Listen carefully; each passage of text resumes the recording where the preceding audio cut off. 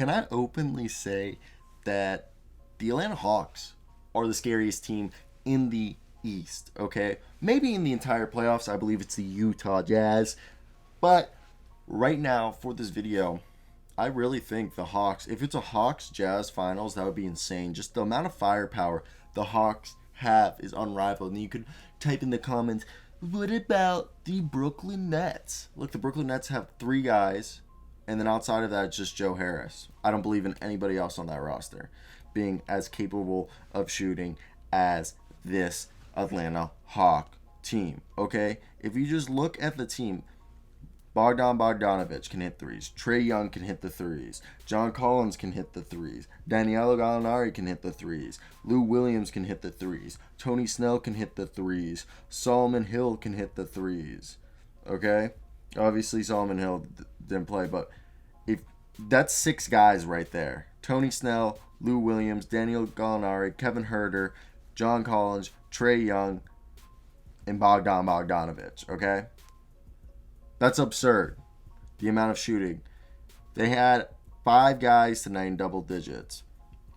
And this is just an incredible team. I really enjoy watching them. They won 103 to 100.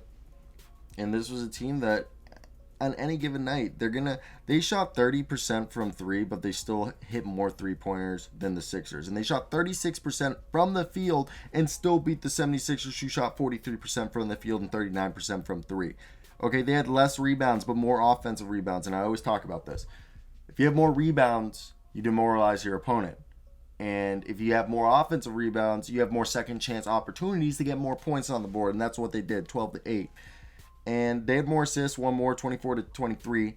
And the other thing is on defense, they went off. Yeah, they had 2 less blocks, but they had 5 steals. They only committed 4 turnovers compared to the Philadelphia 76ers 12 turnovers. And they had 9 points off of those turnovers. Okay?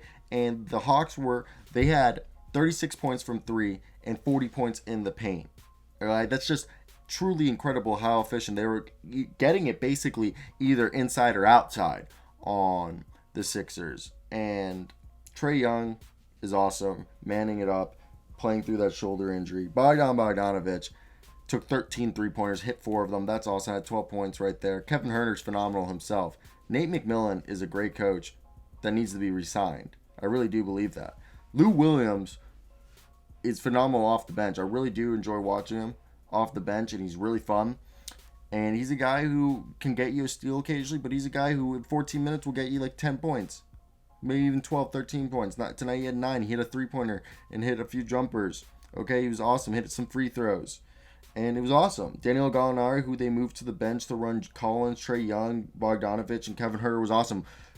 You know, Gallinari only hit 1 three-pointer, but the idea of him grabbing rebounds and spacing the floor to give John Collins a breather is great. Bogdanovich and Trae Young should be playing the most minutes. Then Kevin Huerter should be the third most. Kevin Huerter should also be shooting double-digit three-pointer attempts. I just sincerely believe that he should be attempting about 10 three-pointers a game, just like Young and Bogdanovich both attempt at least 10 a game. He should be the third leading attempts in threes on this team. Now, I think this team's phenomenal, and I think right now it's tied up 2-2. Do I think they could beat the Sixers? Yes, I think they can beat the Sixers. Do I think they can beat the Nets or the Bucks? Yes, I think they can beat them. But I think the best team in the East is the Sixers. The second best team in the East is the Hawks. But right now, it's looking like the Hawks might be overtaking the Sixers as the best team in the East. Now, look, Joel Embiid had 21 rebounds, which is insane, and he had 17 points. Tobias Harris had 20, 1 block. It was an incredible game, incredible performance. Seth Curry had 17 points. You know, it was really fun to watch, but look, when you get beat by a team that has an under 40% field goal percentage, under 40% three-point percent thing, and they didn't beat you in all the team stats, that just shows that, look, they don't really have...